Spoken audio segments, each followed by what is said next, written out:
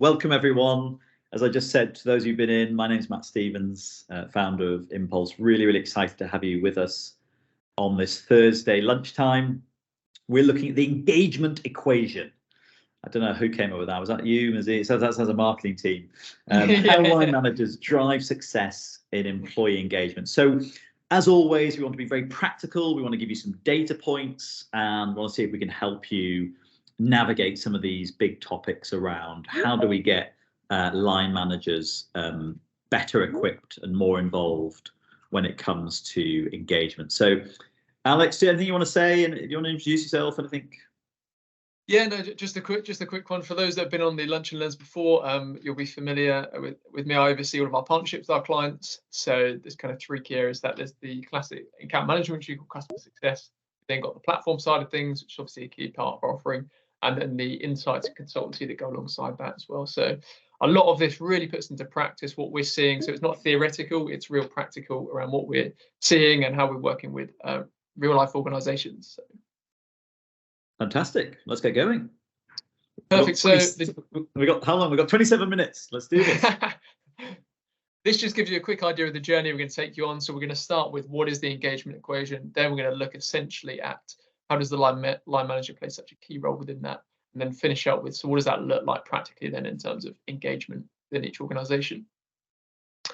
So starting with the engagement equation, Matt, do you want to jump in with this? Yes. So look, there's so much data and evidence out there around sort of how do you look at engagement, what's the right way to measure it, and for us at Impulse, this is our view, right? So we look out there and we can see all of the what we call engagement inputs. So that's things like senior leaders, local leaders. You might call it the factors of engagement, which actually there's about 20 to 30 sort of recognized from academia through to consultancy. People sort of accept these, and I'm sure you're already using some of these factors to measure your engagement. And what we do at Impulse is we like to do a bit almost personalized for you, because we recognize not all factors have the same weight and not all factors necessarily need measuring in the same way. Otherwise, you'd end up with a survey about 50 questions. So we work out what actually do you need to focus on? What are the factors that are important for you? Then once we've done that, if you want to just click on that next. Then we get into, so what are the outputs, right? So there's the inputs, which is, you know, your relationship with your line manager, how well you communicated with, the sense of being able to be included in the organization and be yourself, as examples. And then what you get from that, and I know I'm teaching grandmother to suck eggs, to use an old phrase, but you get things like increased productivity, better retention, higher motivation, right? And so our engagement index typically would look at having questions around that, because we're asking questions about the inputs. So what's your relationship like with your line manager, well-being, listening, etc. And then the engagement index allows us to actually look and go, and are you seeing the output from that? And then the best bit is the correlations, right? And then finally, all of that, and you know, I get to spend, or both of us actually spend a lot of our time in boardrooms, and we're constantly making the point that this is about ultimately how it can then help the business. So human flourishing, we all want that, right? We want all our employees to flourish. So we're trying to work out what's stopping them flourish. Once we've got that, we see that the metrics like productivity, retention, well-being should all be going up and trending in the right way. Therefore, what we're then looking at, and we do correlations with this with our clients too, are we seeing improved financial performance? Are we seeing sickness dropping? Are we seeing attrition getting less? And are you achieving the goals of the business? That productivity one, are people really giving a lot of discretionary effort? So that's just to start with. If we then move on to the line manager particularly, just one thing I kind of want to make a point, and then I'm going to hand over to Alex, is there is no silver bullet. There is no magic bullet when it comes to engagement, right? Because I get asked all the time, a senior leader go, come on, what is it that could really help us? But I say, well, while there's no magic bullet, if there was, the closest that it comes to it is the relationship that people have with their line managers, right? And so I'm going to let Alex just share some evidence for why we think that's true. Yeah, absolutely. So here you'll see a source from Gallup, who well regarded. You'll see, I'm sure many of you on the call will be familiar with this statistic, but it just really brings it to life that the line manager has an influence over how engaged people are. There's a 70% variance in whether a team's engaged or not based on their relationship with their line manager. And so what we would say with that piece of evidence then is you cannot afford to have an engagement strategy and engage your people as an organization without using the line manager. If you don't engage the line manager and use them, then you're going to be very limited in how you engage your people. So this kind of sets the scene then for what we're going to look at around the line manager. Final thing, just to put alongside this, is our own research and evidence, which is based on hundreds of thousands of data points, shows here the relationship between the non-management and then senior leadership and engagement. So what you can see at the bottom is the non-management engagement index. So that's the population of people that aren't in a management role, obviously. You can see then how that tracks against, across different organizations, the senior leadership engagement index. And so what we can clearly see there is there's strong evidence and correlation there that how engaged the senior leadership team are and senior leaders are will impact how engaged the wider business are as well. And so then when we bring this to life for organizations, we talk about, look, it's not just about focusing on how equipped your leaders and your managers are, but you actually have to engage them as well. You'll have seen this week Gallup released a paper around looking at the role of the line manager, and they actually talked about that the line manager currently more likely than non-management to be disengaged at work, be burnt out, look for a new job, and feel like the organisation don't care about their well-being. And so therefore there's a massive issue there around engaging our leaders and our line managers that's going to impact the wider engagement piece as well. And just to make the point though, they did follow our actual release we did to the press around the squeezed middle. So actually, we 6 months ago we were calling this out. We got, I can't remember whether it's HR Management or HR Magazine, picked it up around the squeezed middle of these managers who are really feeling they're getting it in the neck from their employees, and they're also getting it from their senior leaders telling them, come on, why aren't you sorting those people out and engaging them? And then all the employees saying, hey, why aren't you sorting out those problems with those senior leaders? So it's not an easy role. We totally understand that. Mm-hmm. That then leads into, so what is the role? What ultimately, when we boil it down to, what does it look like as a line manager when engaging your people? What does their role look like? It comes down to this around building connection. And, more traditionally, you might call that around effective communication and feedback. But the root of all of that is about how do we help people feel connected? And Brené Brown here sums up brilliantly around defining connection as the energy that exists between people when they feel they can be seen, heard, and valued, when they're able to give and receive without judgment. Yeah. And so for us, then we look at the role of the line manager and go, so how do we help managers help build connections? So Matt, I know even recently running programs with leaders across different organizations. What are some of the techniques and things you talk around line managers around building connection? Yeah, look, all of you will know this, but we will know of the emotional intelligence, Daniel Goleman. We really lean into a lot of his work. For those of you who don't know, one of our big points of difference with everyone else is we focus on emotion, how people are feeling. So we ask a question in every single survey, how do you feel about working at your organization, and then why? And what's really interesting is getting that emotional data, or emotional analytics as we call it, is like a game changer. It's like an aha, ping. The moment happens where a manager goes, wow, okay, so I don't just have this hard number called 4.2 on the engagement index.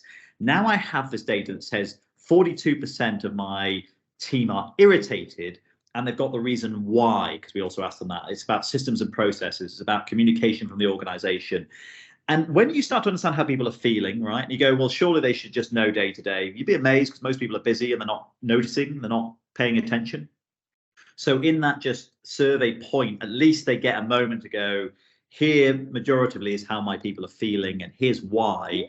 Then it allows them to start to have some really, really good conversations with them that are much more human, much more about connecting.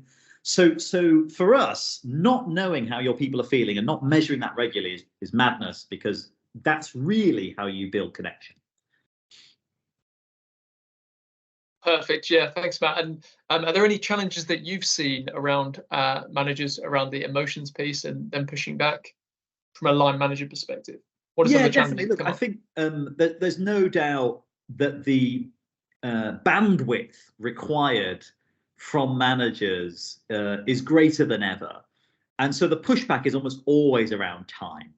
And the number of times I'm in different rooms, whether we're coaching, whatever, and people will say, I just don't have enough time. And I'll go, no, you're totally right. And people say, if only I had more time. And so I guess something I'd really encourage you to look at is With a lot of organizations we're working with, I'm going to be very honest here, they don't really have prioritization. And it sounds so basic, right? But it is part of the equation to unlock line managers really leading better and helping improve engagement, is to acknowledge you can't make more time. You only have what you have. So therefore, it comes down to how you're using that time. It actually requires you to be a bit more systematic and a bit more focused on what you're prioritizing. Because typically you still see the spreadsheet, the PowerPoint, the deck being prioritized versus I'm going to spend 30 minutes talking to one of my team about. And that's not for every organization, but we are still finding that majoritively is one of the issues. That leads in really nicely then to our next piece, Matt, which is looking at, if they do have a limited amount of time, which obviously they do, then how should they prioritize what's going to have the biggest impact from an engagement perspective? And so we'll lean in then to creating that supportive environment. And so again, this is data from our own research here. We looked at 9 key elements of a line manager role, and then what are the ones that have the most influence and impact over how engaged people are. And there were 2 key things that came out really strongly. One was around trust, so trusting their employees to do their job. And the second thing was providing support. And so that is a really difficult balance to get, of giving people the space to be able to trust them in their role, have autonomy, but also ensure they feel supported in their role to undertake that as well. If you want some data to back that up, you can see the employees who feel supported are 3.4 times more engaged at work. And then you can see the engagement index difference there for people that feel trusted. For a line manager, that's 81%. Versus engagement index of 28% for those who do not feel trusted by their line manager. Yeah, and I would say here to everyone listening, like we kind of instinctively will know this. Great that the data backs it up. And I would say, how do you build trust? Mainly, it's actually through time and investing in the relationship, right? And one of the best ways to build trust, by the way, is transparency and being very transparent about what's going on. But it takes connection, it takes time. And isn't it interesting, because we're talking again about like inethereal things, trust. It's like it's like emotions, and so people go, oh gosh, this isn't like the left brain, very logical, analytical process. No, because people aren't machines in that way. It's much more about tapping into the right side of the brain, and also thinking much more about that sort of social skills and how people connect emotionally with their colleagues, which again, it just takes some time, it takes some effort, and it takes prioritization. And Matt, in terms of the work that we're doing with line managers and leaders, I know now we've got actually modules and pieces around this emotional intelligence side of things for managers, focusing more on the human skill side of things. Yeah. Which is seeing a lot more of, rather than the traditional operational side of things. Actually, as well. We're great believers in whole brain thinking, right? So absolutely bring your left brain, bring the logical, the analytical, the thought processing, but also bring the right hand side, which is about people, empathy, connection, imagination, curiosity. And where you bring kind of both sides of the hemisphere together, actually you get a much better impact and a much better outcome. And so we've kind of identified here then 2 key elements that line managers can play in terms of their role. But it's worth pausing and thinking, well, how equipped and how do line managers actually feel about undertaking that role? And we can see research, this was this year from the Mental Health First Aid England, said that 33% of managers feel out of their depth when supporting their team around mental health concerns, which we know well-being is such a key focus for organisations at the moment. The other thing that we always come up against is then the key challenges around why managers don't feel like they're either able to undertake this role that we're asking of them, or they don't feel like they can do anything with the engagement survey results. And so there's 3 key challenges that we always come up against. Number one is, as Matt talked about, the biggest thing is around there's not enough time, too many other priorities. Look, we know line managers feel overworked. We know that they've got a really high workload at the moment. Matt talked about that squeezed middle. We know this is a real challenge for managers. And so what we're trying to do, and what we do with a lot of organizations now, is really hone down what we're asking of them around this, and really focusing actually what's the root thing we're trying to tackle here. And that piece is around what Matt talked about, creating space to have a conversation, to talk openly, transparently. And so we're moving more away from the traditional extensive action plans that people have to write up and then track against. And what we're actually looking at is how do we support them just to move to that conversation that feels very human, with that emotions element, as Matt talked about. How are people feeling, looking at that, and then talk around what some of the things that came out of that as well. Yeah, I just add to that for those listening.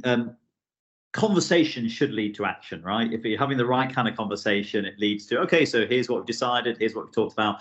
And again, one of the challenges we see is that line managers aren't necessarily great at facilitating good conversation, right? So what they tend to get into is either stilted conversation or stifled conversation, and it sort of stops the flow of ideas and thoughts. And so that's where we actually, as sort of part of our approach, we actually do some coaching within sort of the license that we offer people around helping line managers with the skills that they need, because this is critical. Because once you've had the conversation, actually just capturing the 2, 3, 4 actions you're going to take to improve the culture and the feel and the issues they're getting in the way of people being engaged in your part of the organization. That's where the transformation happens. Because people say, you know, where's the point of transformation in the organization? It's the team level. It's at the team level where someone goes, here's the 3, 4 things we're going to do. You then do your next survey. And, you know, I love saying this to people because we run a survey company, but I say that's kind of the least important part. All the survey's doing is just giving you some great data to know if you're on track and if your actions are making a difference. And if they're not, then tweak. And if they are, keep going. Well done, you. You make a real difference. We work with one of the largest bus companies in the UK, and it's been amazing watching some of the actions they've taken each quarter and seeing the positive trends in emotions and the engagement index going up and moving more positively. So they've just doubled down. They've just doubled down on the actions, as opposed to kind of going, right, we're going to do a whole new action plan. No, it's like, keep going with what you're doing. It's working really, really well. Nice. That leads nicely. By the way, sorry, Alex, to say, anyone's got any questions, please do ask any comments. We'll keep an eye on those as they come in, because we've got 11 minutes left. Yeah, we are planning to leave 5 minutes at the end for questions, so please do jump in with those in the Q&A functionality. The second challenge there, Matt, you've talked on around that, providing training and support for line managers. So again, focusing on how do they have that conversation. There's 3 things really quickly here, Alex. There's mindset. So we always say some people have got some real BS, some belief systems that need sorting out. You know, so they see engagement as numbers. They see it as a once a year thing. When we say actually engagement about who you're being day in and day out, right? And it's got to sort of shift their mindset. The second thing is the skill set. So how good are they at asking open questions? How good are they at active listening? And then the third thing is the tool set. So that's where our platform comes in, and we make sure that we train them just how to really simply and easily get the story that's coming from their data. And for those of you listening, you know, when you understand how your people feel, you understand why, and then you've got some other answers to some other questions. It's pretty super easy, right? There's not much to kind of get complicated, because it's like, okay, my people feel super excited, and the reason is because of the purpose of this organization or the real sense of inclusion. Well, that's really, really simple, and it allows for a better conversation. Third and final challenge then we've seen is around, I don't feel like it will lead to any meaningful change. And so what have you seen? A solution around this is senior leadership to role model and communicate their own commitment there. And so we've already talked about the squeeze middle, so line managers not feeling supported, not feeling like their well-being is cared for. Therefore, there's 2 roles for the senior leaders here. Number 1 is you actually need to care for your line managers. You need to show them what it looks like to care about someone's well-being, to check in with them, to create space for honest conversations, to support them. Then the second thing is they need to see senior leaders role modeling this to the wider business and communicating their own personal commitment. Because it's very difficult and frustrating for a line manager if I feel like I'm taking care of my team and my people. There's only limited control or influence I have over that. Whereas if the wider business are also focusing on this and senior leaders are talking about it and we're all aligned, it's going to have far more better impact on people's well-being and engagement. Yeah, and I think the other thing we would say here is meaningful change is typically in the dynamic of relationships or the dynamic of communication. So everyone sort of thinks here, oh gosh, is it going to be £1 million project, or, you know, some big change to the system? And typically it's bureaucracies getting in the way, which is quite easily fixed. It's no one's being clear on what our priorities are. These are like really easily fixed, but companies kind of, you know, fork it up a little bit and just kind of just make it a little tough and overcomplicate is what we see often in exec rooms. They're overcomplicating what needs to happen and the change that needs to take place. Great. We're going to go to our final section and the 5th section. So as I say, we are on track to have 5 minutes at the end for questions. Do feel free to write in the Q&A. So the first thing we look at is around the measuring of engagement, so tracking progress post-survey. And so what does that look like? Again, we're really honing in at the moment on the line manager role and what happens at that local level. And so what we've seen over the last few years is actually capturing the data and measuring it is the easy part. A lot of organizations now like to look at the data, but it's, as Matt talked about, how does it actually lead to the meaningful change and action side of things? And here are some really practical, tangible, easy ways for managers to do that. And the final piece before we get into the actual specifics to say about this is all around feeding into the business as usual. So we're not looking, as you go through these, you'll see we're not looking to create lots more work for them. This should feed into the ongoing meetings and conversations they're having at that local level. So the first one is refer to actions and progress in team meetings and into one-to-one. So don't just make it a thing that we focus on for 2 weeks after the survey closes and that's the end of it. Continue to refer to it throughout your team meetings and one-to-ones. Next one, link and label. So often we work with organizations and they say to us, and we're like, so what action have you taken off the last survey? And they've gone, oh, we did these 3 things. And we go, have you communicated that to the organization? They go, oh, no, actually, we haven't. So therefore, no, there's no way people are linking and labeling it to actually, we did this action because of the feedback you gave us in the last survey. Sorry, just to jump in. It's even worse. And you know this, Alex, when we're in exec room, we'll go, we told them all. We said to them that we'd done this. And I go, how many times do you tell them? They say, well, we told them at the town hall. We told them on the email we sent. And we've done the research as Impulse. You have to guess how many times you have to say something in a corporate setting before someone actually hears it. 7 times. So I love saying that to the exec. I was with a big German manufacturer recently, and it was just great fun going, so have you said it 7 times? And I was like, and by the way, because I know what execs are like, they're going, can I just say it 7 times in one go? And like, no, it's got to be 7 different points of communication, typically over a few weeks or a month, before it drops in that people go, oh, so actually they did provide free coffee. Oh, so they did actually, change the policy on whatever it might be. And so this is super important for you. And I know, again, it seems really basic, but this is kind of the issues we're facing. Is that why we put these 2 up front is it takes 7 times for an employee to hear something before it really drops in and they go, I've got it. I understand it's happened. Mm-hmm. Next one, celebrating those who actually have taken action. So again, for those that have taken action for the survey, saying well done, recognizing them. Again, they're role modeling to others what should be done. If things can't be done, close the loop. So it links that piece around communication. Actually, a lot of the time people understand reasons why things haven't happened, or that not everything can be done, but explaining it and why is really, really important. And then final thing is regularly checking in. Actually, what we said was an issue in January, is it still an issue now, or have things changed? Has the landscape changed? Again, it's a collaborative piece, so we're talking about that at that local level in our team meeting as well. Yeah, and I think doing a sort of regular pulse survey is quite useful in that, because minimum really 2 times, or probably 4, because that allows you to go, are the actions we're taking, we can see the trend, is it improving, and therefore you can link it to the actions you've taken or not. And if it's not changing, then start to look at maybe some different actions. Yeah, exactly. Final thing then we're going to look at is sustainable engagement. And so we talk around our engagement maturity model, which due to time we haven't gone into today, but do feel free to reach out to us if you want to talk about the engagement maturity model side of things. But one of the things with the more mature organizations around this is around sustainable engagement. And so it's not a 1 time a year, an incident thing that happens, and then we have an action plan off the back of it, and then that's it. It's very regimented and finite, whereas this looks at the ongoing agile approach to engagement. And so what that looks like is it's conversations, as we talk about leading the post-survey follow-up. Second thing is local teams, so actually focusing on the incremental changes. So as we talked about, we're not looking to do these massive action plans. We're not looking to roll out £1 million programs off the back of this. What we want to focus on are the small incremental changes that have a great difference at that local level. Yeah. Third and final one is the exec team. So we found our experience with this is focus on 1 or 2 key actions at an exec level. Don't try and boil the ocean. Don't try and do too many different things. Focus on 1 or 2 things and go after those. Again, communicate it, keep communicating it, giving people progress on that, and that will lead to real meaningful change. So those are the 3 ways we've seen sustainable engagement.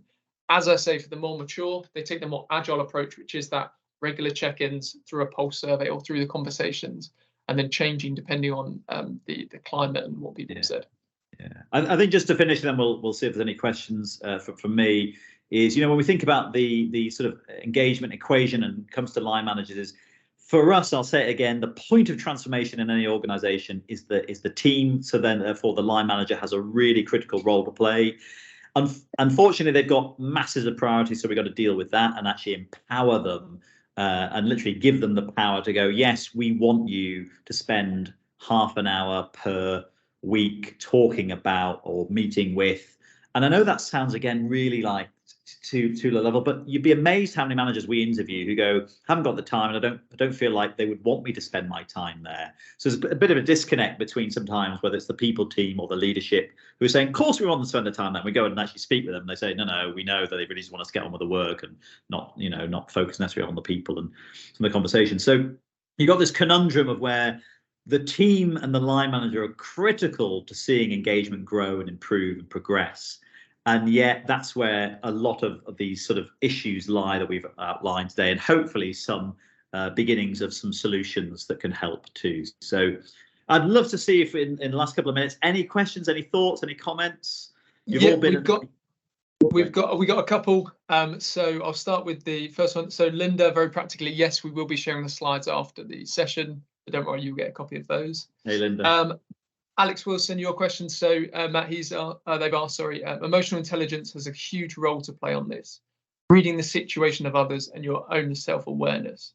When carrying out surveys, is it best to engage on a face-to-face or provide a feedback questionnaire?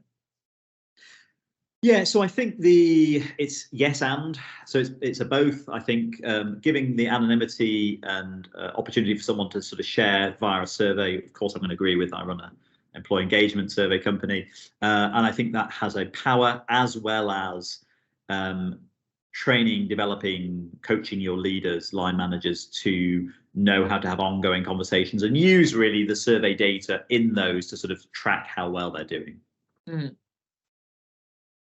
Yeah, agreed. The final one then, Matt, is Kevin said, do you see a significant difference in engagement between one-to-one engagement and small team engagement? Yeah, potentially. It does depend, being honest, on the quality of the line manager. So those line managers who aren't necessarily good at facilitating group or small team engagement, because they don't have the skill set particularly, it is better just, and we would actually say that to their leaders. We'd say, look, if they're not great in a sort of group setting, they're better just sort of picking people off one-to-one. And then it's also recognizing the context can sometimes be different. So sometimes you need a one-to-one because it's a more vulnerable conversation. It's a more honest, open, raw conversation versus actually in the team. You don't necessarily always want to go there because it creates certain dynamics, which I'm sure you understand.